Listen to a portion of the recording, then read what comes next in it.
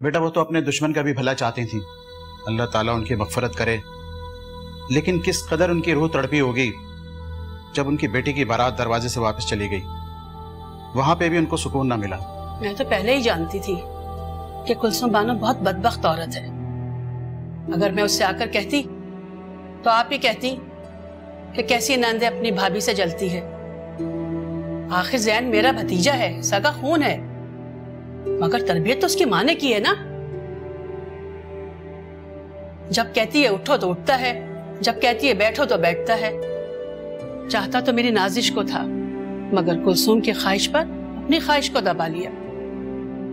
मैं तो अपने बच्चे की खुशी के लिए नाजिश दे भी देती, और वो शातिर कुलसुम वापस भेज रही है उसको। वो तो खुदाफिज कहने के लिए ज़ैन ने फोन किया था, तभी तो पता चला मुझे।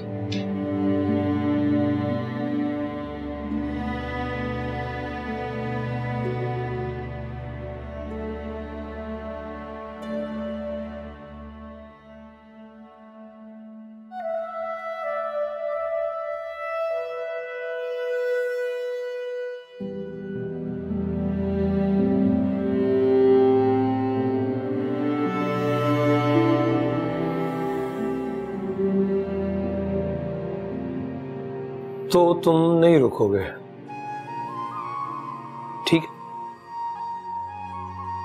जैसे तुम्हारी मर्जी, लेकिन इतना आसान नहीं होता पीछा छुड़ाना, वो भी किसी ऐसे वक्त में जब आपकी अना आपको किसी बात पर उकसा रही हो।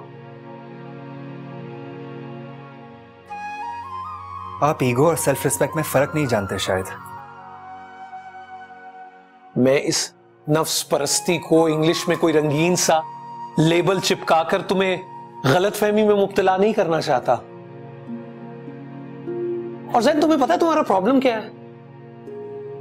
तुम उन औरतों के साथ रहकर ना उनकी नफ्सियात अडॉप्ट कर चुके हो, इसलिए तुम कोई फैसला नहीं कर पा रहे।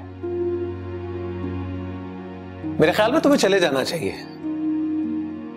तुम चले जाओ ज़ैन, लेकिन एक बार अपने आप से यह सवाल जरूर पूछना कि क्या तुम्हें रूना से मोहब्बत थी, और अगर थी तो किस ज़ाविये से थी, जो एक रास्ता भी तलाश नहीं कर सकी।